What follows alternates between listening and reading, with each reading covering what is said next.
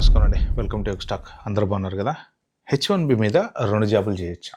Okay. ఇది చాలామంది అడుగుతున్నట్టు question. మొన్న నా యూట్యూబ్‌లో పెట్టిన దానికి విపరీతమైన కామెంట్‌లనమాట. సార్ ఒక వీడియో చేయండి. అసలు 2 జాబులు చేయొచ్చా? చేయకూడదా? అందరూ ఇలానే చేస్తున్నారు. చాలామంది చేస్తున్నారు అని చెప్పి. కొంతమంది ప్రవోక్ చేయడానికి కూడా అందులో కామెంట్స్ పెట్టారనమాట. నేను చేస్తున్నా, మీకు కావాలంటే ఇప్పిస్తా అని. అసలు జాబులే లేవురా నాయన అంటే అవి ఏవో ఫేక్ కామెంట్స్, ఫేక్ పీపుల్ ఉన్నారు కొంతమంది. సో, అలాంటి కామెంట్స్‌కి మనం రెచ్చిపోయి సమాధానం ఇస్తా ఉంటే ఇంక వాళ్ళు కూడా రెచ్చిపోతా ఉంటారనమాట. సో, జస్ట్ వాళ్ళని ఇగ్నోర్ చేసేయాలి. కానీ చేస్తున్నారు జాబులు. 2 జాబులు, 3 జాబులు అనేవి ప్రస్తుతానికి ఎలా చేస్తున్నారు అంటే, కొంత వాళ్ళంతట వాళ్ళకి టైం దొరికి చేసుకోవటం ఒకటి. అంటే ఇప్పుడు ఇక్కడ కంపెనీలో మేనేజర్ మనోడే, అక్కడ కంపెనీలో మేనేజర్ మనోడే అనుకోండి. మనం ఏదో ఒక టైంలో వర్క్ చేసిస్తాం. అంటే ఈ పర్టిక్యులర్ 9 to 5 చేయాలనేం లేదు. నీకు వర్క్ కావాలా నేను చేసిస్తా. వీళ్ళకి తెలుసు, అటు వాళ్ళకి తెలుసు. ఎవడికెళ్ళే కమిషన్ వాడికెళ్తది. అండర్ ది టేబుల్ ఉంటది కదా! ఈ టేబుల్‌లో కమిషన్ ఈ టేబుల్‌కెళ్తది. ఆ టేబుల్ కమిషన్ ఆ టేబుల్‌కెళ్తది. కాబట్టి వాళ్ళు చూసి చూడనట్టు పోతారనమాట. End of the day money, money, money, money. డబ్బు, డబ్బు, డబ్బు. డబ్బు సంపాదించాలి అంతే. ఏ రకంగా అయినా గానీ, అది బ్యాక్ డోర్ అయినా, ఫ్రంట్ డోర్ అయినా, ఇంకోటైనా.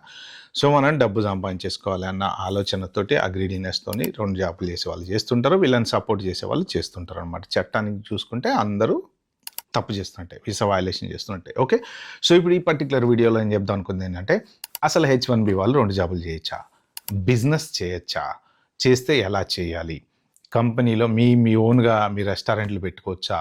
లేకపోతే మీ ఓన్‌గా మీరు ఐటీ కంపెనీస్ పెట్టుకోవచ్చా? ఇప్పుడు మీ 2 జాబులు గనక చేస్తే ఏ కంపెనీలో ట్యాక్స్‌లు ఎలా కట్టాలి? సో, ఈ డీటెయిల్స్ అన్నీ క్లియర్‌గా ఈ పర్టిక్యులర్ వీడియోలో మాట్లాడుకుందాం. ఫస్ట్ జాబుల గురించి మాట్లాడదాం. మీరు 2 జాబులు చేస్తున్నారు. ఫర్ ఎగ్జాంపుల్ కంపెనీ ఏలో ఒక 8 గంటలు పని చేస్తున్నారు. ఓకే. కంపెనీ బిలో ఒక 8 గంటలు పని చేస్తున్నారు. ఒకే చోట 2 కంపెనీల్లో డబుల్ యాక్షన్ సినిమా లాగా చేస్తే మీరైతే చేయలేరు. ఓకే.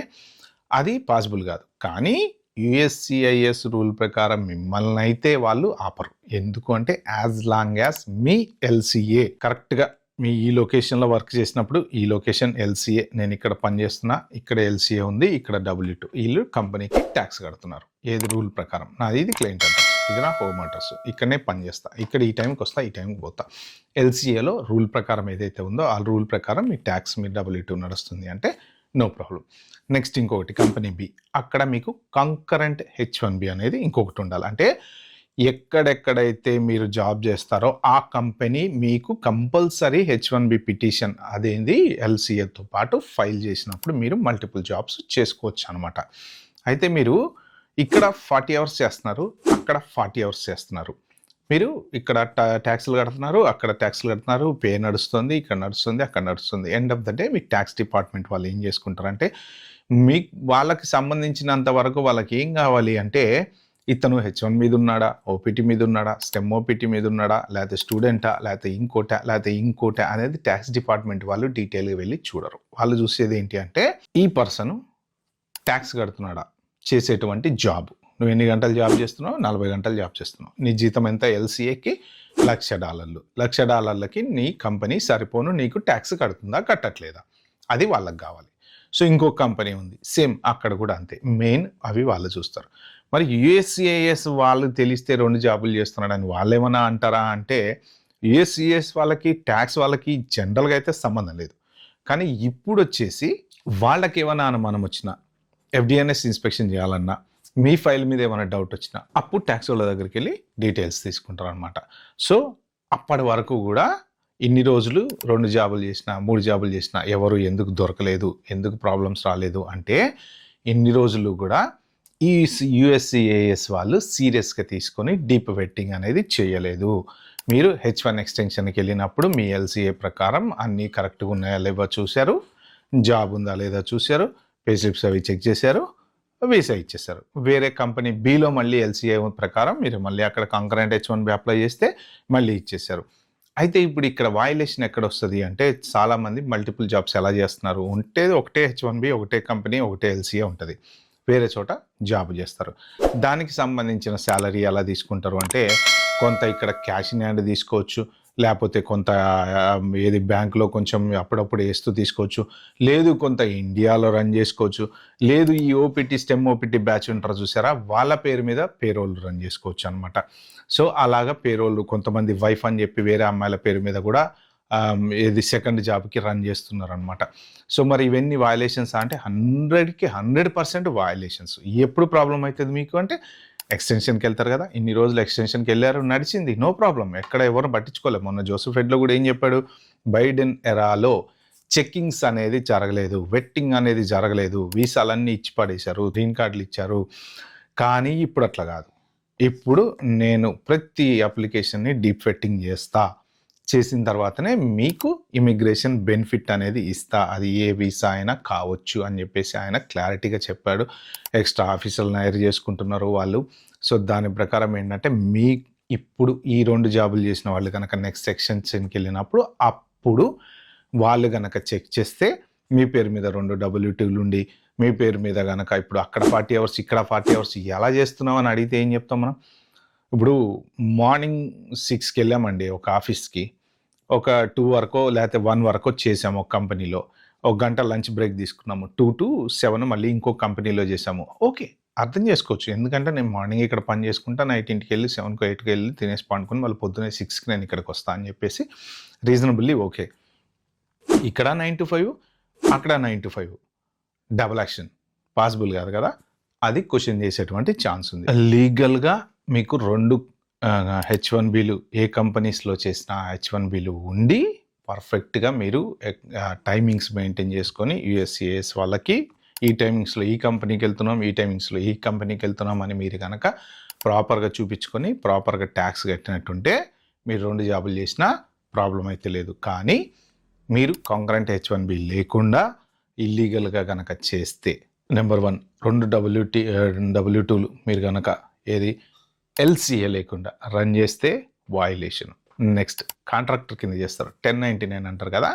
సో చాలామంది ఏంటంటే passive income, extra side income చేస్తూ ఉంటారు. సైడ్ క్యాబులు తిప్పుకోవటం, అవి తిప్పుకోవటం, ఇవి తిప్పుకోవటం. మీరు ఊబర్ తిప్పుతున్నారు అనుకోండి, మీకు తెలియకుండా మీ కంపెనీ వాడు 1099 కాంట్రాక్టర్ కింద మిమ్మల్ని ట్యాక్స్ రన్ చేస్తూ ఉంటారు అనమాట. సో మరి ఆ 1099 ఇన్కమ్ తీసుకుని చేసిన కాంట్రాక్టర్ లాగా వేరే కంపెనీ కింద పనిచేసి తీసుకోవటం అనేది ఖచ్చితంగా వయలేషన్ అవుతుంది. క్యాష్ ఇన్ హ్యాండ్ తీసుకోవటం అనేది వయలేషన్ అవుతుంది. వేరే వాళ్ళ పేరు మీద పేరోల్ రన్ చేసి డబ్బులు తీసుకోవటం అనేది వయలేషన్ అవుతుంది. ఇండియాలో డబ్బులు తీసుకొని ఇక్కడ జాబ్ చేయించడం అనేది వయలేషన్ అవుతుంది. మీరు ఇండియాలో ఎవరైనా పెట్టుకొని అక్కడ డబ్బులు ఇచ్చుకుంటా, ఇక్కడ మేనేజ్ చేసుకుంటా, ఇవన్నీ మీ అకౌంటెంట్ మీ కంపెనీ ట్యాక్స్ ఎట్లా చూపెడుతుంది?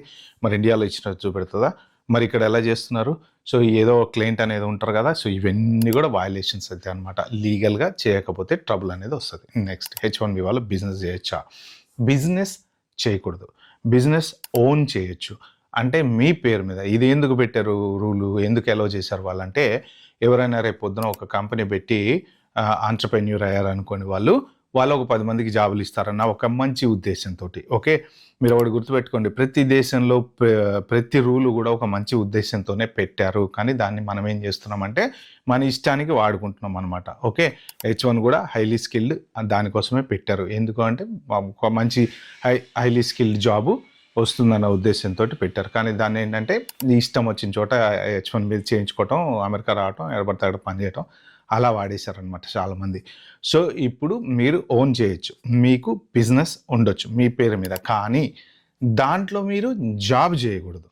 ఒకవేళ మీరు దాంట్లో మీరు చేయాలి అంటే మళ్ళీ ఇదే రూలు. ఇప్పుడు మీరు ఒక పెద్ద IT కన్సల్టింగ్ కంపెనీ పెట్టుకొని మీరు వేరే ఒక క్లయింట్కి మీరు ఒక కాంట్రాక్ట్ చేస్తున్నారనుకోండి, మళ్ళీ మీకు ఎంప్లాయర్ రిలేషన్షిప్, మీకు మళ్ళీ LCA, మీకు మళ్ళీ అదే కంపెనీ మీద H1B వీసా, ఇవన్నీ రూల్ ప్రకారం ఏదైతే ఉంటాయో అవన్నీ ఫాలో అవుతే చేయొచ్చు అనమాట. అంతేగాని మీరు ఒక రెస్టారెంట్ ఓపెన్ చేసుకొని ఆ రెస్టారెంట్లో నేను షెఫ్ లాగా ఉంటా, లేకపోతే నేను ఇంకోటి టేబుల్ సర్వింగ్ చేస్తా, లేకపోతే వచ్చి నేను అన్నీ చూసుకుంటా అంటే కుదరదు. ఓకే, మీరు ఇప్పుడు రెస్టారెంట్ బిజినెస్ మీ పేరు మీద ఉందనుకోండి, మీకు దానికి సంబంధించిన మీటింగ్స్ అటెండ్ అవ్వటానికి ఛాన్స్ ఉండొచ్చేమో, లేకపోతే దానికి సంబంధించిన డిస్కషన్ చేయడానికి ఛాన్స్ ఉండొచ్చేమో, దాంట్లో మీరు జీతం తీసుకోవటానికి ఛాన్స్ లేదు. డివిడెండ్స్ అవేవో ఉంటాయి కదా రూల్ ప్రకారం, అకౌంటెన్సీ రూల్ ప్రకారం మీరు డివిడెండ్స్ తీసుకోవచ్చు, లేకపోతే ఎందుకంటే ఫర్మ్కి ఓనర్ CEO కాబట్టి ఆ రూల్ ప్రకారం చేయొచ్చేమో. కానీ మామూలుగా నేను వెళ్ళి టేబుల్ తీస్తా, సర్దుతా, సాయంత్రం హెల్ప్ చేస్తా, మావిడికి హెల్ప్ చేస్తా, మావిడి పేరు మీద బిజినెస్ ఉంది, లేకపోతే ఇలాంటివన్నీ కుదరదు. You are not suppose to work there as a H1B visa holder. ఎందుకంటే H1B అనేది హైలీ స్కిల్డ్, దానికి ఒక డిగ్రీ అనేది ఉండాలి, దానికి ఒక ప్రాపర్ స్కిల్ అనేది ఉండాలి. సో దానికి ఒక ప్రాపర్ జాబ్ అనేది ఉండాలి. రెస్టారెంట్లో మీరు షెఫ్ లాగా వంట చేస్తా అంటే H1Bకి దానికి ఏం సంబంధము? H1B మీద ఉండి మీరు వంట ఎట్లా చేస్తారు? మీరు హైలీ స్కిల్డ్ కదా. హైలీ స్కిల్డ్ ఇక్కడ టాలెంట్ లేకనే వాళ్ళు ఇండియా నుంచి తీసుకొస్తున్నారు. బిజినెస్ అనేది మీరు ఓన్ చేయొచ్చు, కానీ మీరు వర్క్ చేయడానికి లేదు. Unless until you have a employer relationship with an LCA, proved LCA ఉండి మీరు దాని రూల్స్ అన్నీ కనుక ఫాలో అవుతే అప్పుడు జాబ్ చేయొచ్చు అనమాట. సో ఇది మెయిన్. బిజినెస్ రెండు జాబులు చేయొచ్చా చేయకూడదా అనేది. సో మీకు లీగల్గా చేసుకోవాలి అంటే కంపల్సరీ LCA అనేది ఉండాలి. ఇది లేకుండా మీరు కనుక ఎవరైనా చేస్తున్నారంటే మాత్రం ఖచ్చితంగా మీరు ఎక్స్టెన్షన్కి వెళ్ళినప్పుడు ఇప్పుడు ఇన్ని రోజుల నుంచి తప్పించుకున్నారేమో, కానీ ఇప్పుడైతే మాత్రం ఖచ్చితంగా దొరికిపోతారు. ఒకవేళ ఈ పర్టికులర్ వీడియోని చెప్దాం అనుకుంది. వీడియో మీకు నచ్చినట్టు ప్లీజ్ అండి లైక్ చేసి subscribe my channel. Thank you, bye, have a good day.